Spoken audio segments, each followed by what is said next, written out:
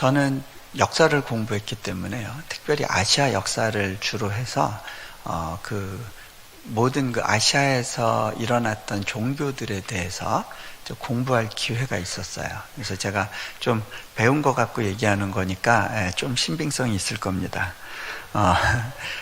기독교가 다른 종교와 결정적으로 다른 것 한 가지를 들라고 그러면 저는 이것을 이야기하고 싶어요. 기독교는 특별하게 관계 속으로 부름받는 것에 대해서 이야기하는 종교입니다.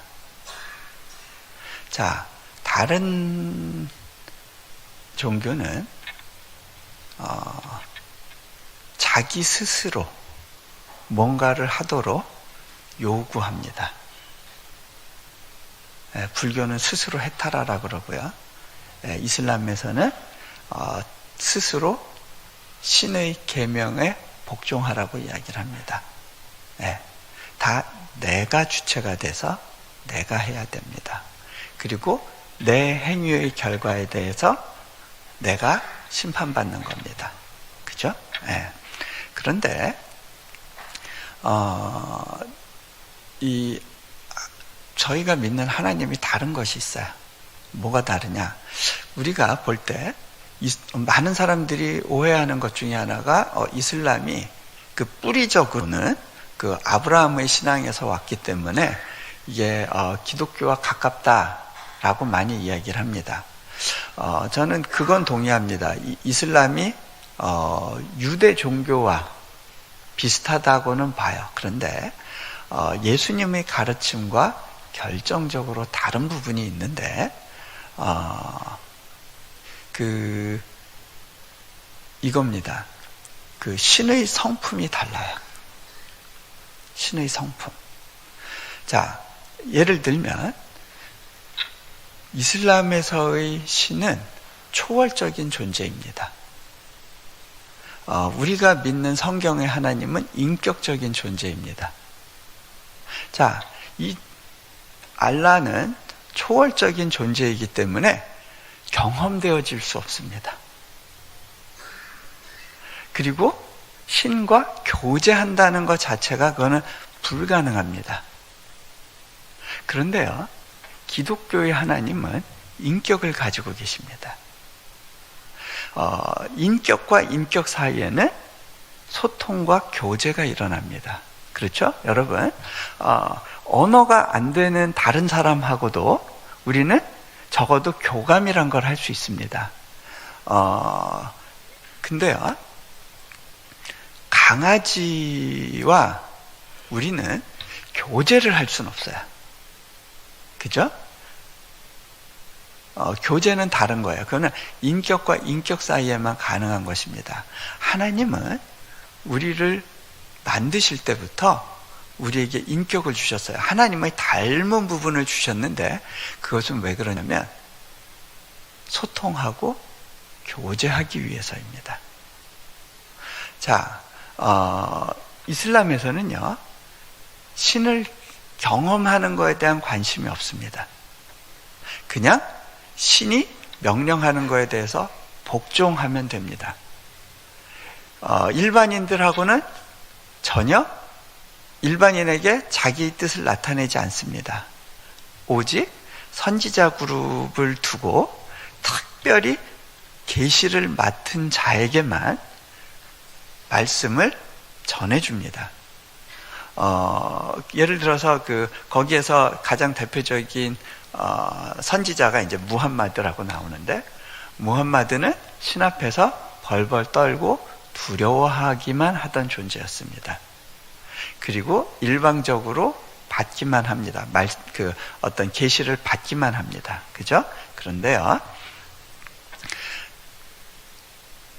예수님은 이 땅에 오셔서 관계에 대한 이야기를 굉장히 많이 하시는데, 주로 어떤 이야기를 하시죠? 비유로 목자와 양, 주인과 종,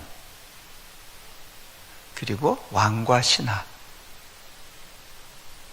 관계에 대한 이야기를 하십니다.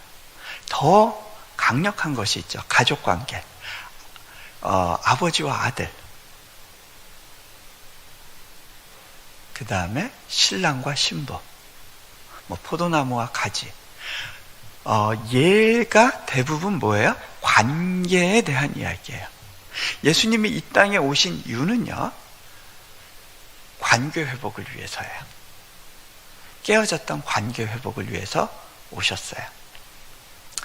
그리고 예수님이 가신 이후에 성령님이 오신 이유도 관계를 위해서 오셨어요. 하나님은 태초부터 관계 속에 계셨어요. 자, 이 관계 속에 계셨다. 이 재밌는 게요, 이 세상의 모든 종교가 창조에 대한 이야기가 있어요. 창조설화라고 하는 것이 있어요. 그런데 이 모든 창조설화에서 이 성경에서 말하는 창조 이야기와 다른 것이 하나 있는데, 그게 뭐냐면, 다른 창조설화는 신이 의도적으로 목적을 가지고 세상을 만든 게 아니라 어떻게 하다 보니까 우연히 결과적으로 세상이 나온 거예요. 제가 한 번은 저희 아이 데리고 원더우먼이라는 영화를 봤는데, 거기서도 보니까 원더우먼의 가게가 신하고 연결되는데, 제우스 신이 어떻게 하다 보니까 실수로 외도해가지고 생긴 아이인 거예요. 자, 의도적으로 목적을 가지고 인간을 만들었다고 이야기하지 않아요. 다른 종교는요. 심지어는 진화론도요, 그 이방 종교와 같은 뿌리를 가지고 있어요. 세상은 우연히 만들어진 거야.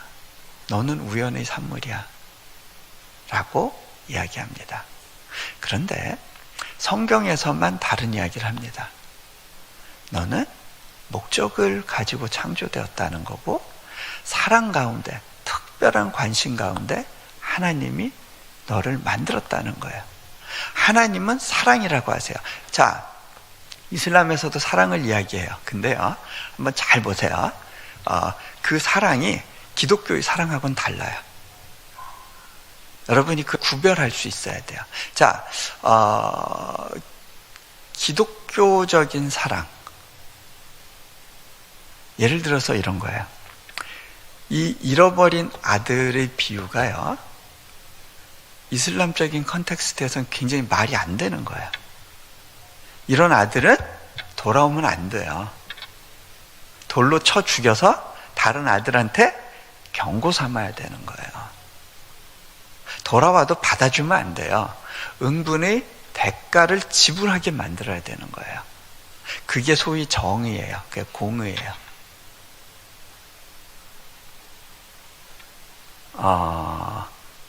그런데 예수님은 굉장히 다른 이야기를 하고 계세요.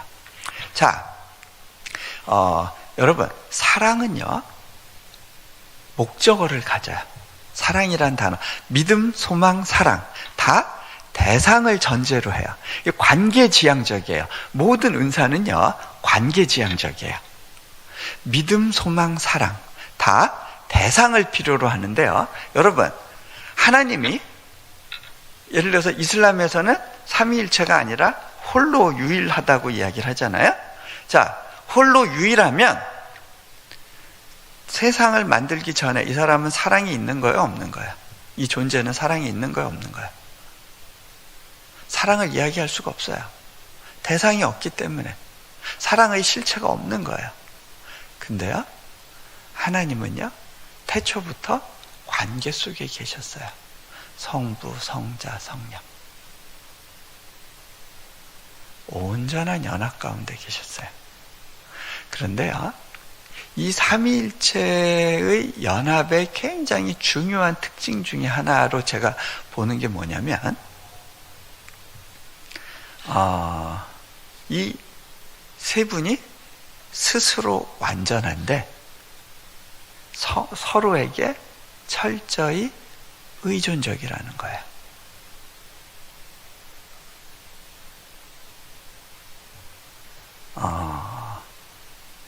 세상에서는요, 독립하라고 얘기해요.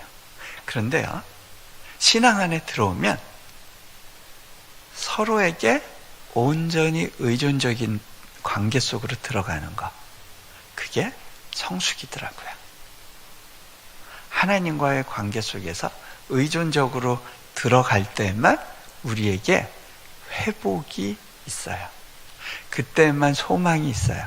자, 요 얘기를 해야 제가 이 둘째 아들 이야기를 풀 수 있어서 제가 좀 길지만 조금 이 이야기를 할게요. 근데 이게 굉장히 중요한 얘기예요. 여러분이 이 차이를 모르시면요, 실은 다른 종교를 가진 사람들과 깊이 소통하는 것이 굉장히 어려울 거예요. 자,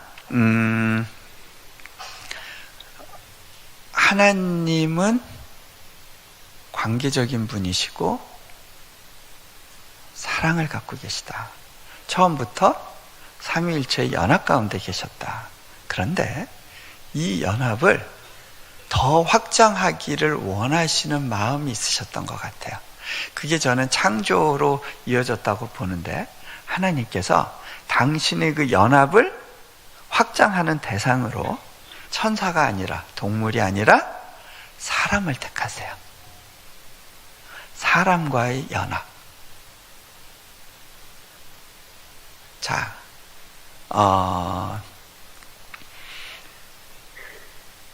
사람과 관계 속으로 들어가길 원하신다는 거예요. 그것도 하나님이 갖고 계신 그 온전한 관계 속으로 불러주신다는 거예요. 이게 신비예요. 그것이 오늘 예수님의 비유에서는 아버지와 아들의 관계로 표현되고 있어요. 자, 관계로의 부르심. 그런데요, 이 세상의 종교는요, 이런 관계에 대한 관심이 없어요. 다 대부분 어떤 거예요? give and take예요. 우리한테 익숙한 일반 종교들을 한번 보세요. 우리나라의 전통적인 무속신앙을 보면요, 우리나라 무속신앙의 핵심은 뭐예요? 비나이다, 비나이다예요. 누구에게 빌어요? 천지신명에게 빌고, 또 누구에게 빌어요? 산신령에게 빌고, 또 삼신할머니한테 빌고. 근데 이렇게 새벽마다 지성수 떠놓고 비는 행위를 보고 뭐라 그래요? 지극정성이다. 자, 이러한 신앙에서 대표되는 아주 중요한 사자성어가 있어요. 지성, 감천. 그죠? 지성이면 감천이다. 자, 이 신앙의 핵심은 뭐냐면, 열심히 좋은 모습 보여줘서 하늘을 감동시켜서 내가 원하는 것을 얻어내겠다는 거예요. 그러니까 결국은 이게 무슨 관계냐면요, give and take 관계예요. 자, 그런데요, 이런 관계는요, 하나님이 원하시는 삼위일체의 연합하고는 굉장히 다른 거예요. 거저주고 거저받고 서로에게 의존적인 그런 관계하고는 굉장히 다른 거예요. 그죠? 한번 생각해 보세요. 어떤 분이 이제 지성수 떠놓고 비나이다, 비나이다, 삼신할머니한테 비나이다. 비는 이유가 하나 있어요. 삼신할머니가 좋아서 그런 거 아니에요. 삼신할머니하고 더 친하자고 이런 거 아니에요. 내가 원하는 게 있어서 비는 거예요. 그게 뭐죠? 아들 점지해달라는 거죠. 근데 그때 삼신할머니가 그 사인을 못 읽고, 어머, 혹시 네가 내가 좋은 거니? 내가 네 옆에 있어 줄까? 그러면 아니요, 그건 내가 원하는 거 아니고요. 제발 좀 멀리 있어 주세요. 가까이 오지 말아 주세요. 그죠? 여러분 가운데도 그런 분들이 있을 거예요. 하나님, 내가 주일날 예배당에 찾아올 테니까 좀 다른 날은 좀 건들지 말아 주세요. 내 마음대로 좀 하게 내버려둬 주세요. 그죠? 근데 이런 분들은 늘 고민이 뭐예요? 그런 분들은 구원에 대한 관심이 너무 많아. 이렇게 구원에 대해서 자신이 믿는 거에 너무 확고해. 근데 그러면서도 늘 불안해요. 자, 늘 불안해요. 그죠? 네, 하나님이 과연 나를 진정으로 받으셨을까? 자, 그런 분들은요, 근데 참 신기한 게, 주일날 와서 이제 예배 시간이 되면요, 그렇게 졸려요. 그죠? 네, 자꾸 졸아요. 근데 졸면서도 버티게 하는 하나의 구호가 있어요. 졸더라도 성전에서 예배 가운데 자는 게 유익하다라는 그런 전설이 내려와요. 그래서 그냥 기필코 졸린데도 예배는 버텨요. 뭐 하는 거야? 뭐 하자는 거야? 눈도장 찍겠다는 거예요. 그래서 그 예배 늦게 올지언정 축도는 꼭꼭 챙겨 받아요. 그죠? 축도 끝난 다음에 나가요. 자, 그래서 이제 예배가 길어지면 짜증나는 거예요. 축도까지 못 끝내고 가니까. 자, 근데요, 이런 분들이 늘 관심 있는 건 그거 하나죠. 그 천국 가는 티켓, 막차는 타고 가야 돼요. 막차 티켓 하나 확보해 놓고 싶어요. 자, 그런 분들한테 제가 굉장히 안 좋은 소식 하나 전해드릴게요. 불편해할 만한 진실 하나. 그건 뭐냐면, 그렇게 짜증나면서도 예배 버티고 있는데, 그렇게 하는 이유가 천국 가려고 그런 거잖아요. 근데 천국은 어떤 곳이에요? 그렇게 지겨워하시는 예배를 영원토록 드리는 곳이에요. 번지수를 잘못 택한 거예요. 자, 무슨 얘기냐면요, 관계가 먼저라는 거예요. 하나님과의 관계 없이는 천국도 의미가 없는 거예요. 하나님과의 관계 자체가 천국인 거예요. 그런데 하나님은 불편해요. 좀 멀리 있어 주세요. 마치 무당 굿하듯이. 무당 굿하는 사람들이 무당이 좋아서 부르는 거 아니죠? 귀신이 좋아서 부르는 거 아니죠? 제발 멀리 있어 주세요죠? 방해하지 않게 해주세요. 방해하지 말라는 거예요. 이건 관계성이 아니에요. 이 지극정성으로 보이는 이 행위가요, 지극히 이기적인 동기에서 되어지는 거예요. 우리가 자칫하면요, 지극히 이기적인 동기로 예배 가운데 남아있을 수 있어요. 관심은 나 하나요, 나. 근데요, 그게 바로 죄예요. 자, 제가 선악과 이야기를 조금 할게요. 아담이 에덴 동산에서 살 때 필요한 게 더 있었어요, 없었어요? 여러분 확신하세요? 네? 여러분 하나님하고 같이 사시죠? 여러분 필요한 거, 더 필요한 거 있어요, 없어요? 네? 이제 부족한 거 없어요? 여호와는 나의 목자시니 내게 부족함이 없으리로다. 그 말씀이 정말 믿어져서 삶 가운데서 그렇게 사세요? 네? 하나님의 필요는 하죠. 그것까지는 인정하죠. 예전에 내 주먹을 믿지 그랬는데 이제는 그거 안 된다. 철이 들고 나니까 그래, 믿어야 되겠다. 내가 필요한 게 많다. 근데 하나님으로 충분하세요? 저는 그 신앙의 시작, 믿음의 시작점이 하나님이 필요하다는 고백이 아니라 내게 부족함이 없으리로다라는 고백이라는 그런 생각을 하게 됐어요. 자, 에덴 동산은요, 필요가 채워지는 곳이에요. 그런데 거기서 사단이 와서 이야기를 했어요. 뭐라고 얘기했냐면, 너 부족한 게 있다는 거예요.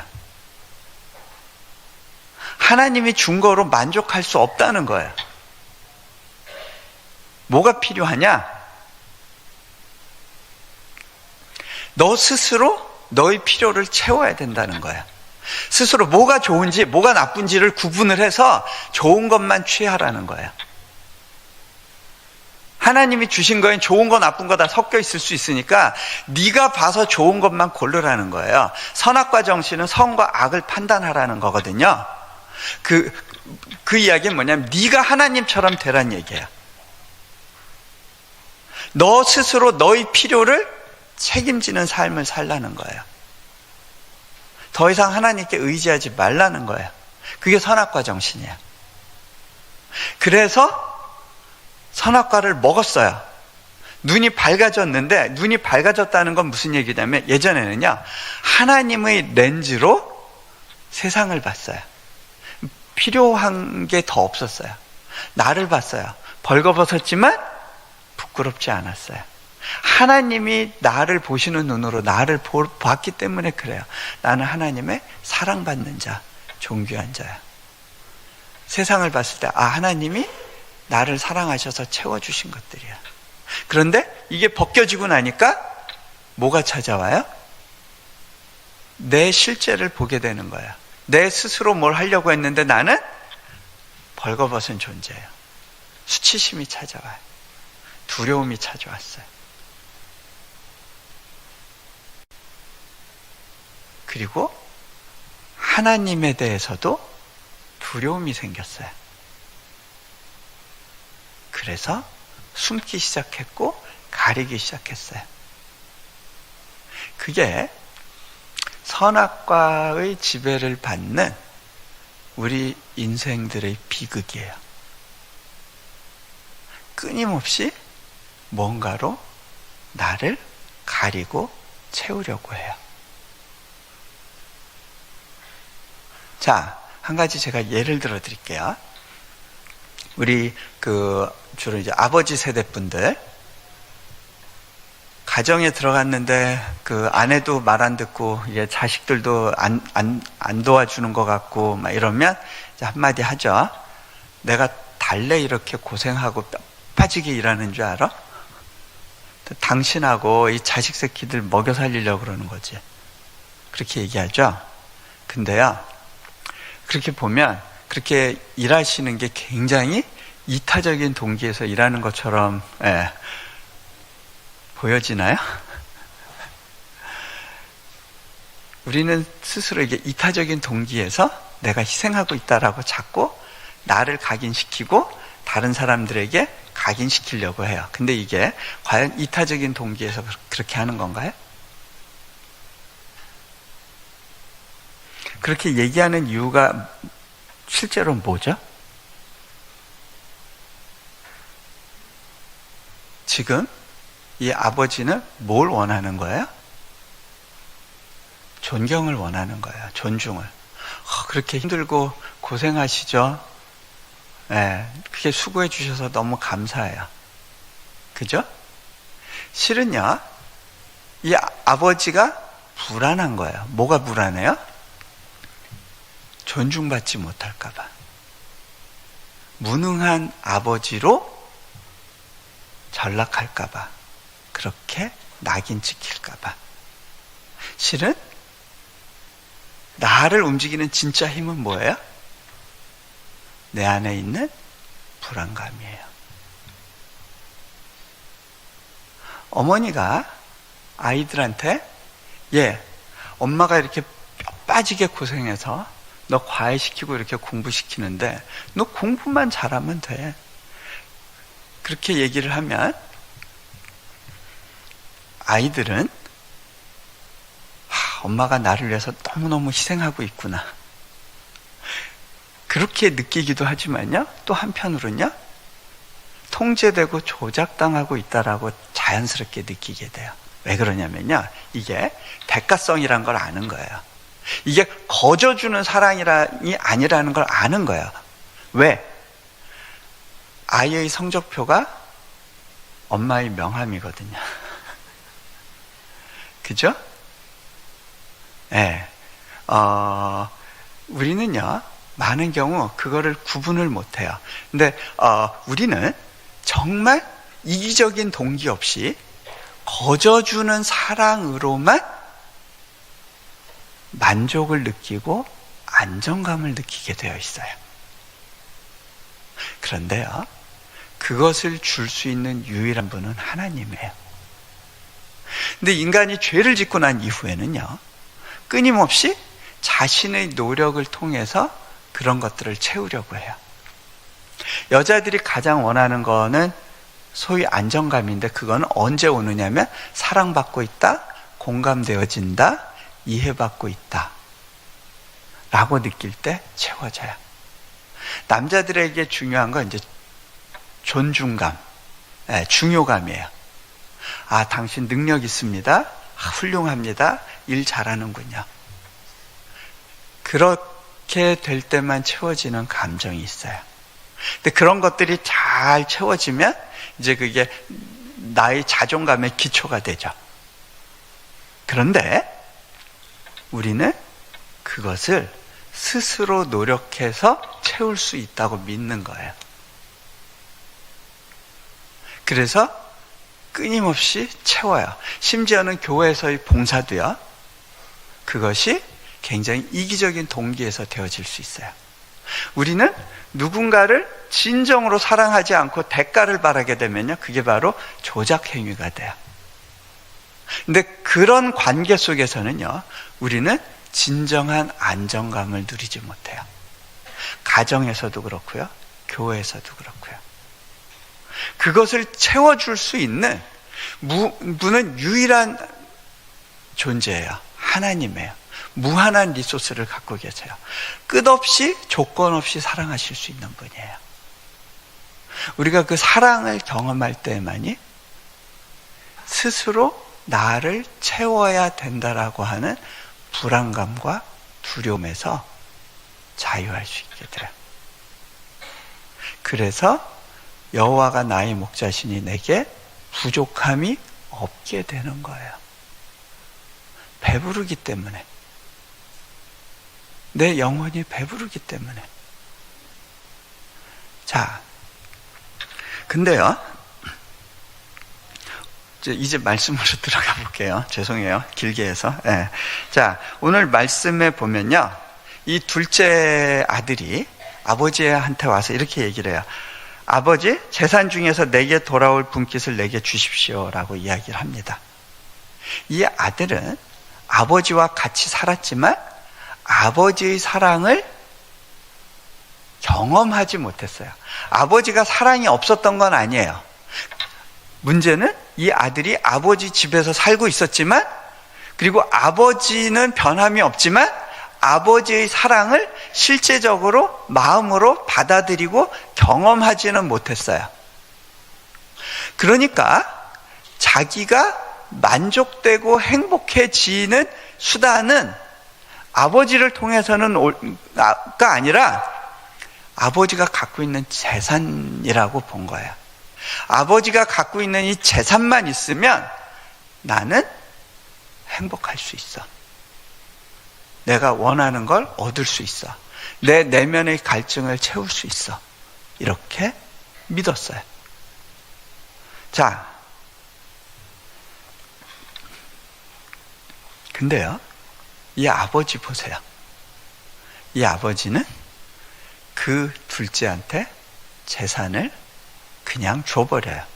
여러분, 유대 율법에 의하면요, 이런 아들은요, 이 가부장이 아들을 길거리에 내치고 돌로 쳐서 죽일 수 있는 권리가 있어요. 그런데 이 아버지가 그렇게 안 해요. 그냥 이 아들을 받아요. 그리고 이 아들에게 분깃을 주는데, 둘째 아들의 몫은 3분의 1이에요. 큰아들한테 3분의 2가 가요. 그래서 이 3분의 1의 재산을 준다는 얘기는 뭐냐면, 그 당시 재산은 다 부동산이거든요. 아이한테 돈을 주기 위해서 아파트 파는 거예요. 아파트 33평 살면 20평으로 줄이고 그거 돈으로 만들어서 주는 거예요. 내가 공장을 큰 걸 3개를 갖고 있으면 그 하나를 팔아야 되는 거예요. 과수원 팔아야 되는 거예요. 농장 팔아야 되는 거예요. 주식 처분해야 되는 거예요. 그렇게 해서 돈 만들어서 아들한테 줘요. 이 아버지 바보 같지 않아요? 그 돈 가지고 아들은 다 마음대로 쓰고 낭비할 거 뻔히 알면서 아버지가 기꺼이 이 돈을 만들어서 줘요. 왜 이렇게 할까요? 아버지의 의도는 뭘까요? 너 하고 싶은 대로 해봐라. 왜 이렇게 할까요? 아버지가 원했던 건 딱 하나예요. 자발적인 순종에 의한 관계예요. 억지로 하는 순종, 대가를 바라고 하는 순종이 아니라 안에서부터 자발적으로 우러나오는 순종. 예를 들어서 한번 생각해 보세요.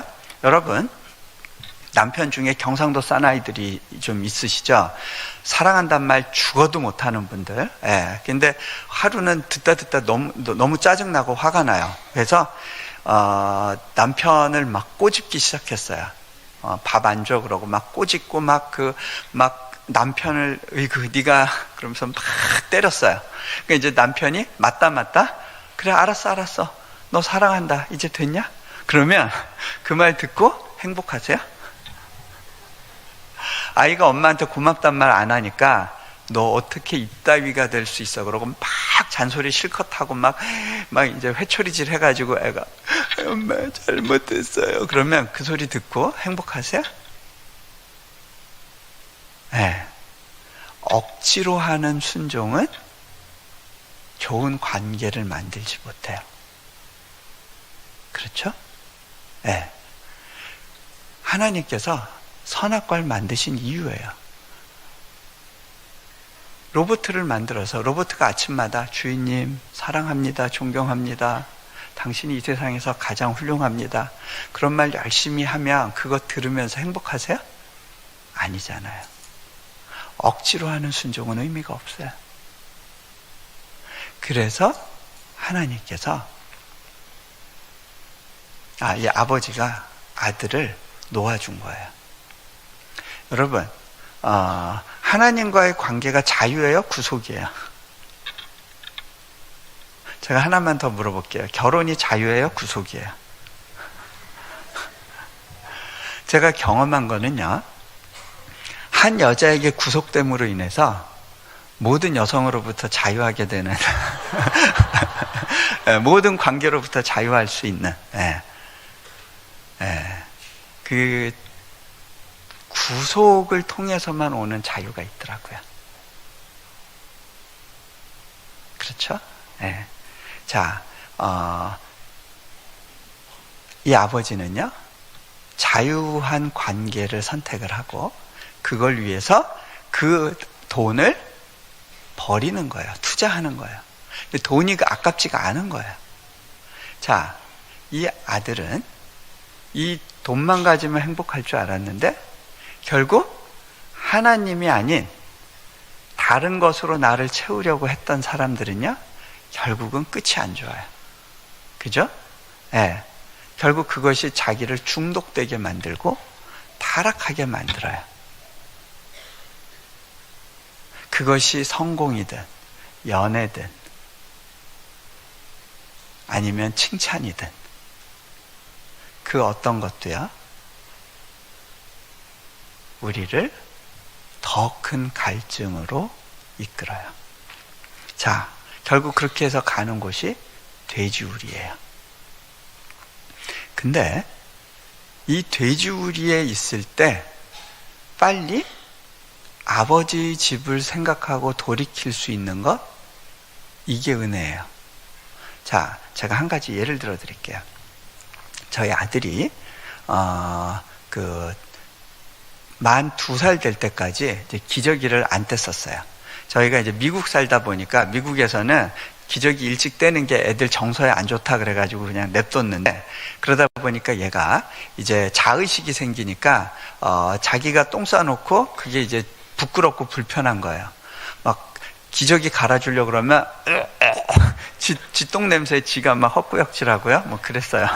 예. 근데 하루는 제가 학교 갔다 집에 와 보니까 얘가 후다다다닥 어디론가 숨는 소리가 들렸어요. 저희 집에 침대하고 벽 사이에 이렇게 좀 간격이 있는데 아이가 그 속에 쏙 들어가서 숨더라고요. 얘가 왜 그럴까 딱 봤더니 집안에서 냄새가 나요. 아, 얘가 또 기저귀에다 쌌구나. 제가 아이를 불렀어요. 동현아, 너 어딨니? 아빠, 나 지금 없어. 너 거기서 뭐해? 그랬더니, 아, 나 지금 그냥 혼자 있을 거니까 내버려 두래요. 네. 근데요, 저는 아이를 그냥 그 자리에 내버려 둘 수만 없었어요. 왜 그랬을까요? 뭐 때문에 그랬을까요?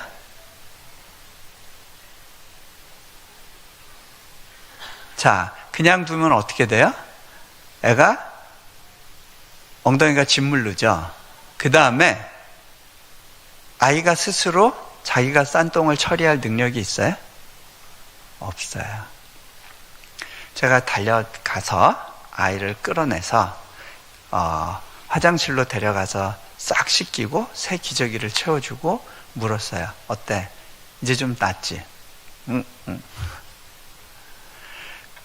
여러분, 우리가 불순종하고 일을 망칠 수 있어요. 이 길로 가다 보면 성공할 것 같았는데, 내가 만족할 것 같았는데, 이렇게 살면 그래도 불안하지 않을 것 같았는데 더 큰 불안을 직면하게 돼요. 낙심이 되고 아, 인생 잘못 살았다라고 하는 순간을 만나게 돼요. 그때 가장 최선의 방법은요, 내 허물을 있는 그대로 하나님께 보이고 하나님이 다뤄주시기를 구하는 거예요. 거기서 제일 안 좋은 행위가 그래, 내가 그래도 80%는 괜찮아, 이 20%가 문제인데 이거를 자꾸 노력해서 고쳐봐야지. 열심히 말씀 듣고 예배 가운데 있다 보면 뭐 은혜 좀 받으면 이게 고쳐지겠지. 그런 건가요? 여러분이 그렇게 해서 고쳐질 수 있나요? 빨리 내가 실패한 인생이라는 것을, 그리고 내가 지금 돼지우리 가운데 있다는 것을 인정하고 그분한테 열어보여야 돼요. 그것이 유일한 해답이에요.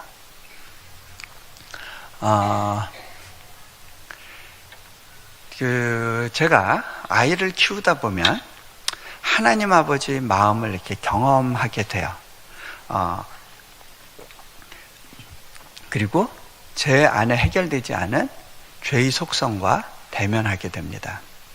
제가 아이를 키우면서 이제 여러 가지 경험을 하는데, 특별히 큰애하고 저의 관계가 한때 좀 어려웠던 시기가 있었어요.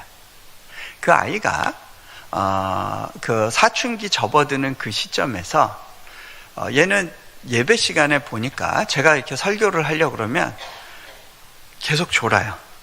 계속 졸아요. 네, 제가 한 번은 이렇게 아이한테 아빠에 대해서 어떻게 생각하냐고 물어봤어요. 그랬는데 아이가 뭐라 그러냐면, 남들은 나한테 좋은 아빠 둬서 좋겠다 그러는데 난 도대체 뭐가 좋은지 모르겠어요. 네, 제가 속으로 네가 지금 배가 불러서 그래, 그런데 말을 못 하겠더라고요. 근데 제가 아이를 관찰한 결과 뭘 발견했냐면, 얘는 아빠의 눈치를 너무 많이 보는 거예요. 그러다 보니까 한 번은 얘가 이제 그 코스타라고 하는 집회에 이제 참석하게 됐는데, 동현아, 아빠가 코스타 이번에 강사로 가서 니네한테 설교할 거야. 그랬더니 아이가 고개를 탁 떨구면서, 나 그럼 이번에 이 집회 안 갈래. 네. 왜 그럴까요? 아빠가 어떤 존재로 보이냐면 자꾸 내 잘못을 지적하는 존재로 보이는 거예요. 저는 아이를 충분히 인정해 줬다고 생각했는데, 다른 아이들과 달리 얘는 그 인정받아야 될 어떤 욕구나 그릇이 다른 애들보다 굉장히 컸어요. 근데 그거에 비해서는 제가 주는 칭찬이 너무 적은 거예요. 그러니까 얘는 아빠가 어려워요. 자꾸 그럼 소설을 쓰게 돼요. 아빠의 눈치를 살펴요. 근데 문제는 자기가 잘할 자신이 없는 거예요. 그러니까 아빠가 싫고 미웠어요. 아빠가 하는 모든 말이 잔소리로 들리니까 귀를 막아요. 제가 그때 깨달았어요.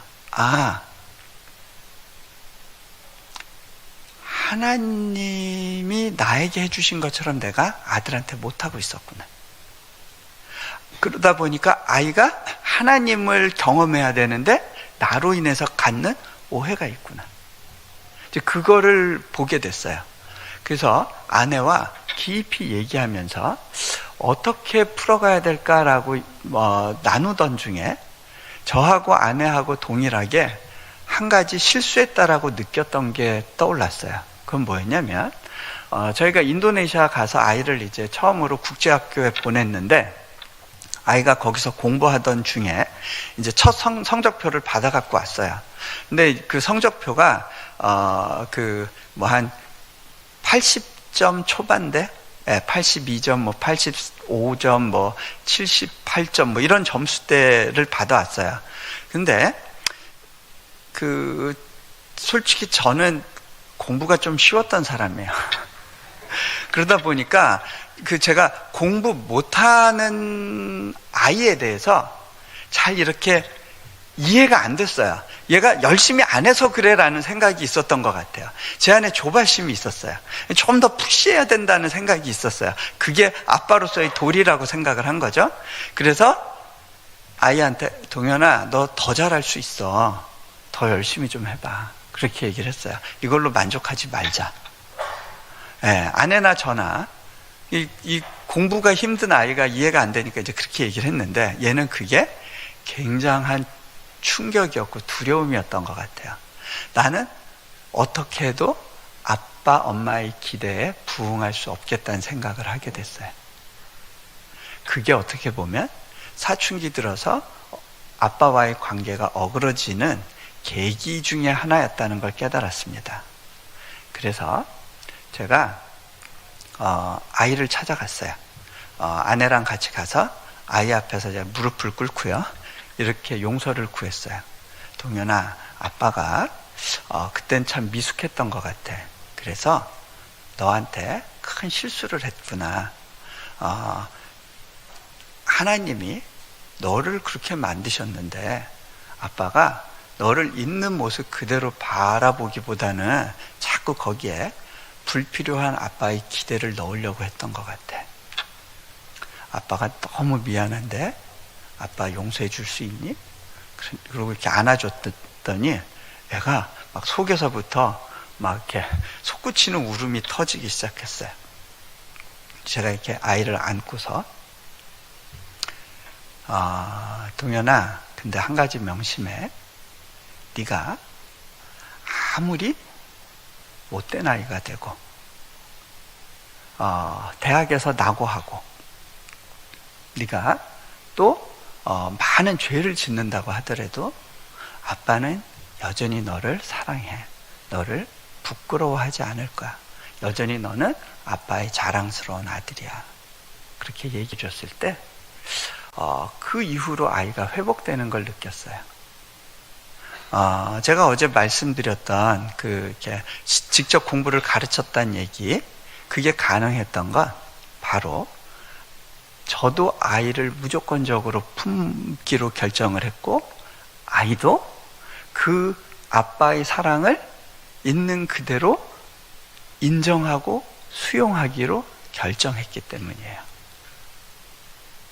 지금도 제가 어디 가려고 그러면 아이가 달려와서 저를 안아줘요.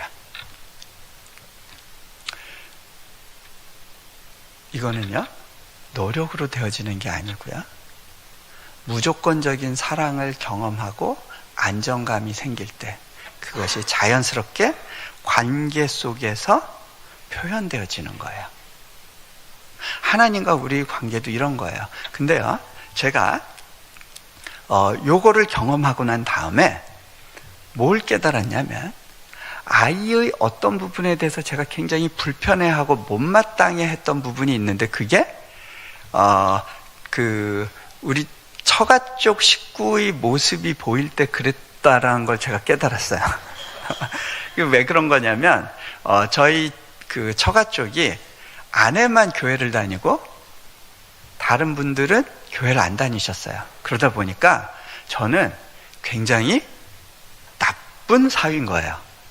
딸하고 결혼해가지고 딸을 고생시키고 있는, 그러니까 이해할 수 없는 존재인 거예요. 이거 뭐 사기 결혼까지 생각하셨을지도 모르겠어요. 그 명문대 다니는 엘리트라고 생각해서 이렇게 시집 보내놨는데 보니까 우리 딸 고생시키는 것 같다, 뭐 그런 생각을 하셨겠죠. 근데 이제 제가 그 시댁 식구들의 삶 가운데 어떤 그 죄 가운데 사는 가정에서 오는 어떤 관계적인 어려움들이 있잖아요. 근데 이제 그런 것들이 보여서 안타까운 부분이 있었는데, 저희 아들의 모습 가운데 그런 비슷한 게 보인다 싶으니까 제가 이제 힘들었던 거예요.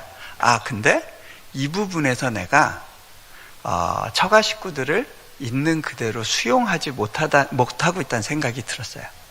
그 중에 이제 저희 처남 같은 경우는 머리가 이렇게 기르고, 그 다음에 그 락밴드, 언더그라운드 음악하고 술 담배 쩔어 살고 뭐 이제 그런 친구였거든요.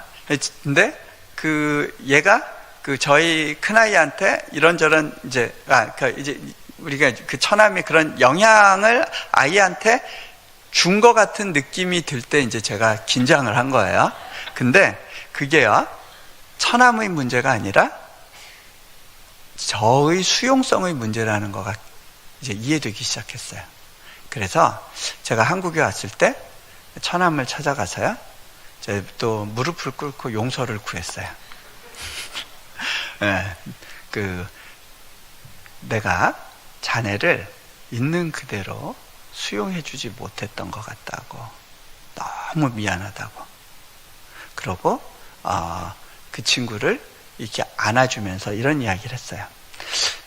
내가 문득 그런 생각이 들었어. 만약에 내가 교회에 관련된 분들하고 만나서 얘기하는데 자네가 지나가고 있다면 내가 반갑게 자네한테 인사하면서 우리 처남이에요 하고 자랑스럽게 얘기하지 못할 것 같다는 생각이 들었다. 근데 그 생각을 하고 나니까 자네한테 너무 미안하더라. 내가 참 나쁜 매형이었다고. 근데 앞으로 자네가 어떤 모습으로 살든지 간에 내가 자네를 결코 부끄러워하지 않을 거야. 나의 자랑스러운 처남이라고. 내가 자네를 그 하나님의 사랑으로 사랑할 거라고 그렇게 하고 제가 안아줬는데 우리 처남도 막 굉장히 통곡을 하더라고요. 그리고 나서 처남이 자기 갈 수 있는 교회가 있겠냐고, 이렇게 머리 기르고 갈 수 있는 교회가 있겠냐고. 그래서 제가 소개를 해줬어요. 그리고 나서 지금 이제 락그룹도 끊고, 제가 끊으란 얘기 안 했어요. 회복이 되고 있어요. 근데 얼마 전에 저한테 그런 얘기를 해요. 매형의 책을 예전에 읽을 때는 전혀 무슨 소린지 이해가 안 됐는데 이제는 문장 하나하나가 정말 그렇구나 하고 이해되고 있어요 라고 저한테 메시지를 보내요. 어려운 일 있을 때마다 저한테 늘 기도 부탁을 하고 제가 말하는 대로 해보려고 노력을 하더라고요. 그게 뭐 때문에 가능한 거예요? 전적으로 수용되는 경험에서 오는 거예요. 이 아버지 집에 있는 둘째, 차라리 이 떠난 둘째는 괜찮은데 아버지 집에 남아있던 첫째는 이게 문제였어요. 아버지 집에 살고 있지만 아버지의 그 사랑을 경험해 본 적이 없었어요. 그러니까 그 안에 갈증이 있었고 분노가 있었고 시기심이 있었고 경쟁이 있었고. 왜 나부터 채워주질 않는 거야? 아버지와 같이 살지만 아버지를 누려본 적이 없었던 거예요. 그것이 비극이에요. 자, 아버지를 누린다는 게 뭔가? 제가 한 2가지 정도만 더 예화 들고 마무리할게요. 저희 큰아이가 초등학교 다닐 때, 그때 한번 저하고 관계에서 좀 위기가 있었어요. 그 시기에 보니까 아이가 얘는 굉장히 센서티브한 아이고 또 아빠의 눈치를 굉장히 많이 보는 아이였던 것 같아요. 그때도. 근데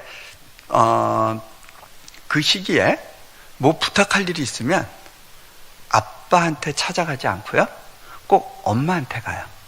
엄마, 나 이거 이렇게 하고 싶은데 이거 해도 돼요?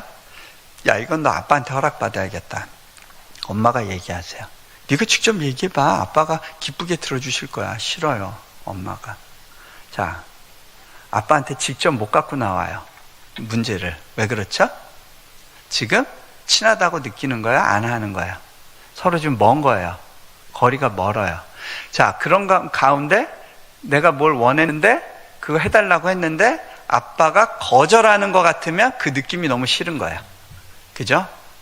아, 기분 더러워질 것 같아, 이런 거예요. 자, 제가 아이하고 문제가 있다는 걸 알았어요. 아, 관계상의 어려움이 생겼구나. 감정이 뭔가 뒤틀려 있구나. 자, 여러분, 왜 보면 여러분이 하나님께 직접 기도하기보다는 자꾸 누구한테 기도 부탁을 해야 마음 편한 분들이 있어요. 그죠? 목사님, 이 문제 좀 놓고 기도해 주세요. 엄마, 좀 이 문제 갖고 빡세게 기도하란 말이야. 뭐 이렇게 누군가에게 대리 기도를 시키는 경우들이 많아요. 물론 중보가 나쁜 거 아니에요. 귀한 거예요. 근데 직접 기도하지 못하는 이유가 뭘까요? 지금 안 친한 거예요. 그죠? 예. 그러니까 이제 카톨릭에서는 성모 마리아를 두는 거예요. 성자를 두는 거예요. 직접 다가가기엔 너무 먼 당신. 예. 그 문제가 있는 거죠. 제가 아이한테 문제가 있다는 것을 깨닫고 이거 어떻게 해결해 줘야 될까 기도하는 가운데 중국에 가서 잠깐 사역 중에 어느 선교사님하고 같이 기도를 하는데 그분이 그런 기도 가운데 그런 말씀을 주셨어요. 당신의 가정에 상처받은 영혼이 있군요. 그 영혼을 하나님께서 치유하기를 원하신다고, 그런 마음을 주신다고 기도를 해주셨어요. 근데 상처받은 영혼 할 때 딱 떠오르는 대상이 있었어요. 네, 저희 큰아이였어요. 제가 골방에 가서 혼자 기도하면서 하나님, 아이한테 뭐가 문제였죠? 하고 기도하는데 뭐가 떠오르느냐면 저희 아이한테 제가 한번 혼낸 적이 있었어요. 학교에서 시험을 보는데 좀 MK 스쿨이고 좀 이렇게 너무 분위기가 좋다 보니까 시험지 자기 모르는 문제 많이 나왔다고 이렇게 해가지고 그걸 그냥 선생님한테 낸 거예요. 근데 이제 선생님이 그걸 저한테 얘기를 하니까 이놈 자식 가만 안 놔둬 이렇게 된 거예요. 제 첫 번째 든 생각이 선교사 자녀가 이러면 되겠어? 네. 선교사 자녀가 무슨 죄가 있어요? 그죠?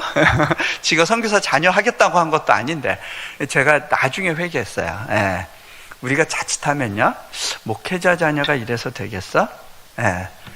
장로 자녀가 이래서 되겠어? 걔들이 무슨 죄가 있어요? 제 아이가 한 번은 저한테 와가지고 아빠, 선교사 자녀가 죄야? 그러더라고요. 왜? 그랬더니 아니 자꾸 나보고 선교사 자녀가 그러면 되냐고. 신경 쓰지 마 동현아, 그분들이 잘 몰라서 그런 거야. 그냥 너 하고 싶은 대로 해. 선교사 자녀처럼 살려고 하지 마. 너 하고 싶은 대로 해. 그분들이 몰라서 그런 거야. 아빠는 네가 아무리 뭐 문제 내고 그래도 절대 너에 대해서 부끄러워하지 않을 거야. 너는 그냥 너답게 살아 라고 얘기를 해주곤 해요. 자, 근데 제가 그때는 이제 그게 좀 안 됐던 것 같아요. 놈자식 야단쳐야지.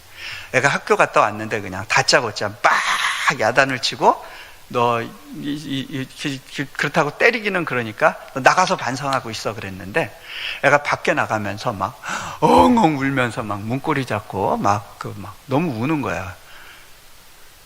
제가 그때 몰랐어요. 이 선교사 자녀들은 부모 따라서 이곳저곳 다니다 보니까 부모와의 분리 공포증이 있다는 걸 몰랐어요. 얘는 쫓겨나는 줄 알고 무서웠던 것 같아요. 그때부터 두려움이 찾아왔어요. 아빠한테 잘못 보이면 쫓겨나는구나. 저는 나가서 반성하고 있으라고 한 건데 얘는 그 깜깜한 그 복도에 나가 있는 게 너무 무서웠던 거예요. 자, 사과해야 되는구나. 저 깨달았어요.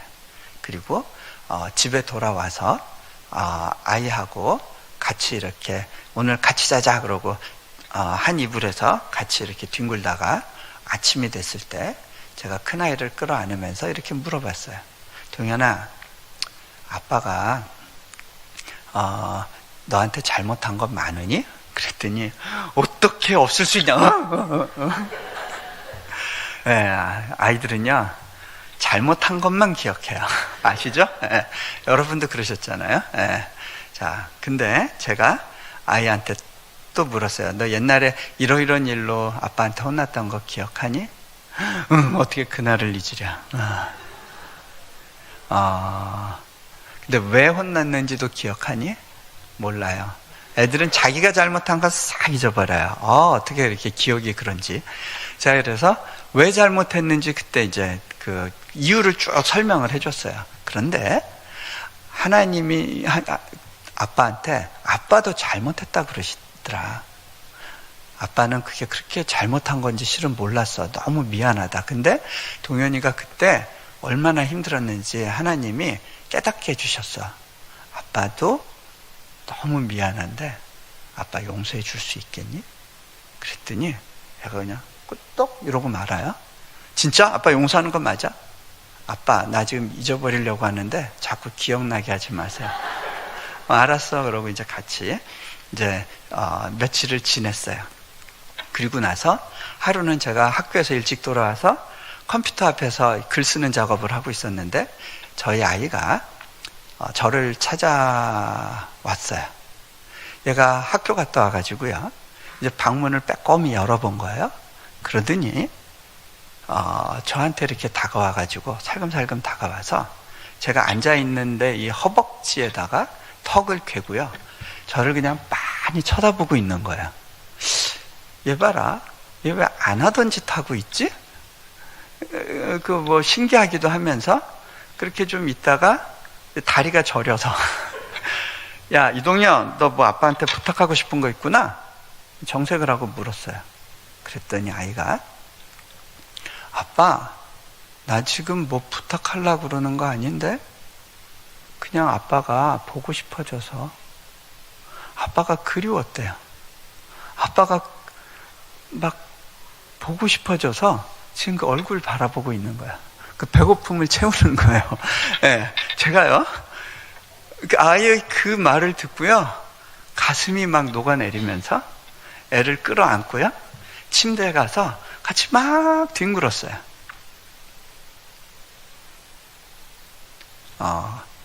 그리고 또 며칠이 지났어요. 학교에서 굉장히 어려운 문제로 씨름하다가 그 학교 공동체 예배 자리로 갔는데 제가 이렇게 기도하는 가운데 낙담이 되는 거예요. 하나님, 왜 안 풀어주세요? 왜 이렇게 안 도와주세요? 하나님, 지금 여기 날 부르셨으면 일이 되게 해주셔야죠. 언제까지 이렇게 힘들어야 돼요? 언제 도와주실 거예요? 넋두리 하고 있는데 그때요 저희 아들 생각이 났어요. 아빠 얼굴 보고 싶어 왔다는. 제가 그때요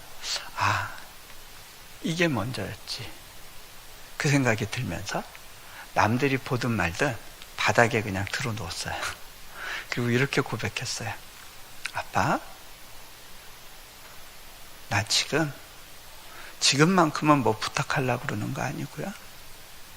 그냥 아빠가 보고 싶어요. 아빠가 그리워요. 제가 아이를 안고 기뻐했던 것처럼 그분이 나를 찾아와 주셨다는 걸 저는 그때 경험을 했어요. 여러분은 하나님을 바라보실 때 그분의 얼굴을 보려 하십니까? 아니면 그분 손에 들려있는 기도응답에 대한 관심만 있으십니까?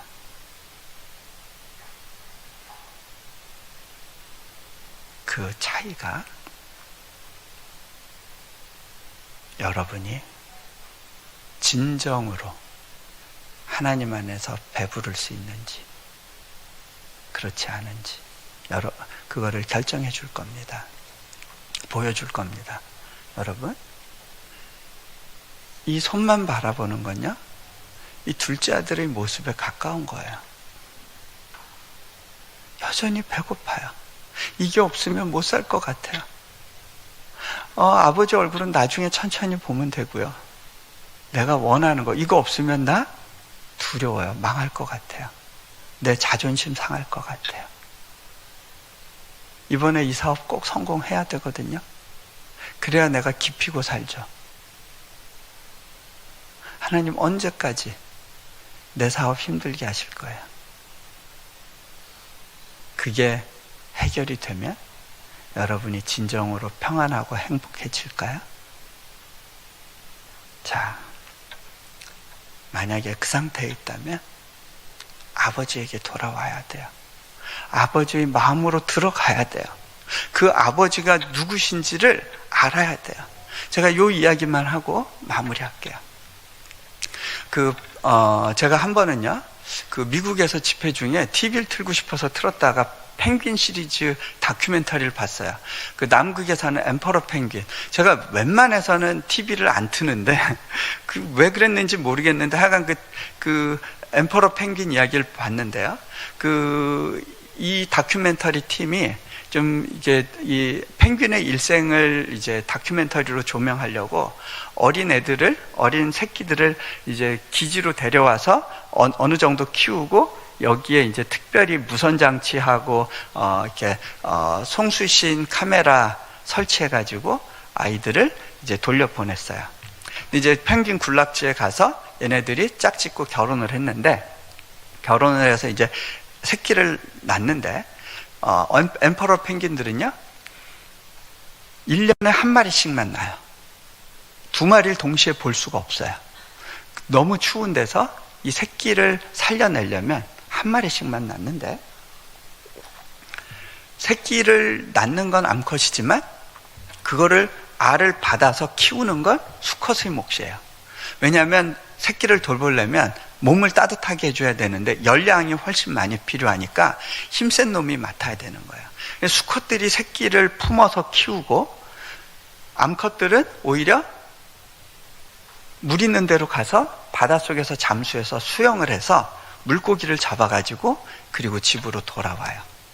자, 이 엄마들이 늦게 돌아오면 아빠들이 에너지를 너무 많이 써서 추우면 아빠가 얼어 죽고, 그럼 새끼도 또 죽는 거예요.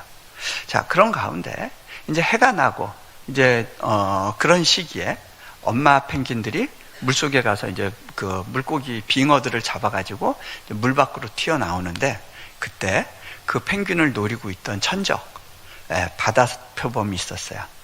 얘가 확 달려들어서 그 어미 펭귄을 확 무는 게 카메라에 잡혔는데, 왜 그러냐면 이 카메라 송수신한 이는 그 녀석을 문 거예요. 근데 이게 딱 물었는데 어딜 물었냐면 이 카메라 쪽 이 날개 축지를 물으니까 공간이 생겼는지 얘가 파다다닥 해가지고 입 밖으로 빠져나와서 쭉 얼음판에 미끄러져서 저쪽 얼음벽에 가서 부딪혔어요.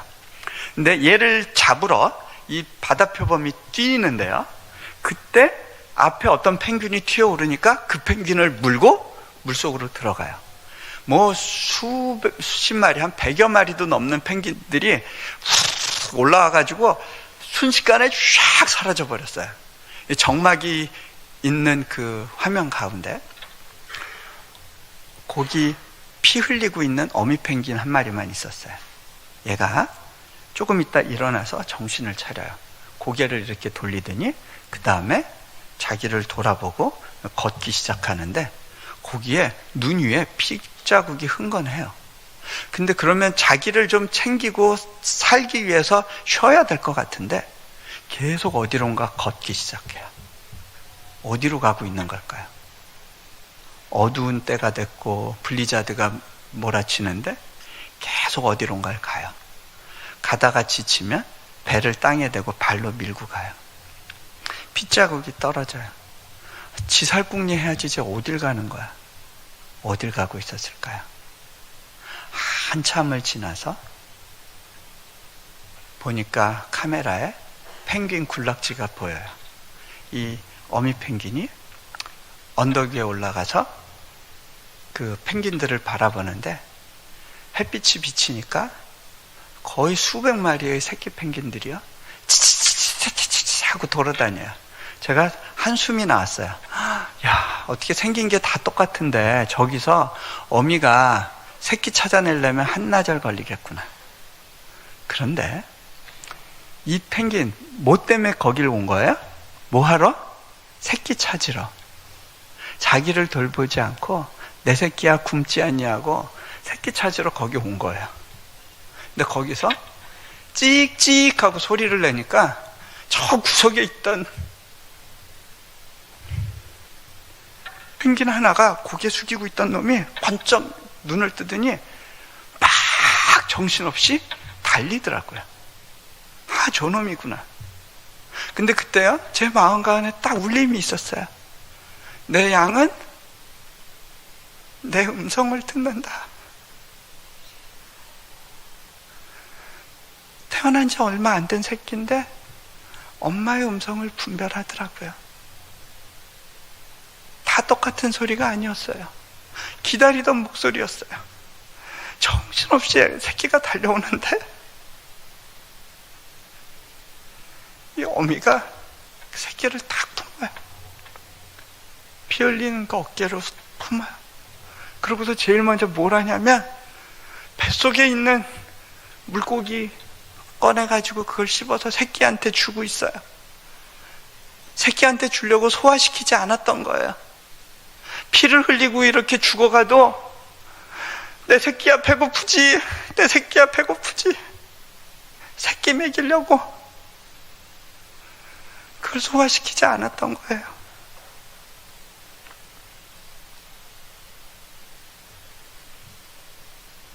근데요, 딱 그 생각이 들어요. 이 어미 펭귄에게 이 마음을 넣어주신 분, 태초부터 이 마음을 펭귄에게 주신 분이 누굴까? 하나님이시잖아요. 그분이 그 어미의 사랑을 알아요. 그 사랑으로 당신의 아들을 십자가에 잡으신 거예요. 하나님이 그 마음을 아세요.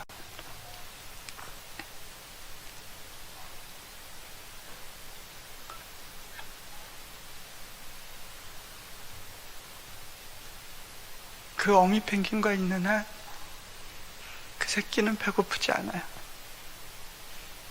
어미는 알았어요. 이 새끼를 먹일 수 있는 유일한 존재는 나야. 아이는 다른 걸로 채울 수가 없어. 이 아이의 배고픔은 내가 채워야 돼. 그 마음으로 새끼 펭귄에게 찾아온 그 어미의 마음이 하나님의 마음이에요.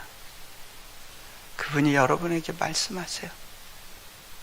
내 새끼야, 배고프지 않니? 너의 그 배고픔은 다른 것으로 채울 수가 없어. 부모의 사랑으로도, 부부의 사랑으로도 너의 그 공백이 채워지지 않아. 세상의 인정으로도 채워지지 않아. 나의 사랑으로만 네가 만족할 수 있단다. 같이 기도하면 좋겠습니다.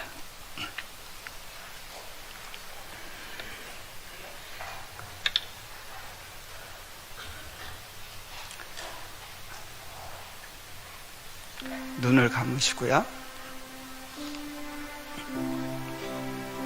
우리가 교회 안에 있어도요, 여전히 배고플 수 있습니다. 그분과의 관계 속에서 흘러나오는 그 무한하고 무조건적인 사랑, 그 사랑을 먹지 않는 한 우리는 여전히 목마르고 배고픕니다. 끊임없이 다른 것이 필요합니다. 그래서 이 부족한 나를 채우기 위해서 몸부림치고 피 흘리면서 애써봅니다. 자칫하면요, 교회에서의 섬김을 통해서도 내 이 배고픔을 채우려 합니다. 아내에게서 이 배고픔을 채우려 하지만 채워지지 않는 것 때문에 분노합니다. 남편에게서 채우고 싶었지만 채워지지 않는 그 갈증 때문에 여전히 배고팠습니다. 나의 아버지 되어주셔서 감사합니다. 주님 안에서 주님의 사랑으로 누리고 채우고 만족하는 법들을 계속해서 배워가게 해주십시오. 내 마음 가운데 다른 것으로 채우지 않게 하시고 오직 주님으로 채워지는 그런 기쁨이 지속적으로 일어나게 주님이라 해주십시오. 우리 주 예수 그리스도 이름으로 기도합니다.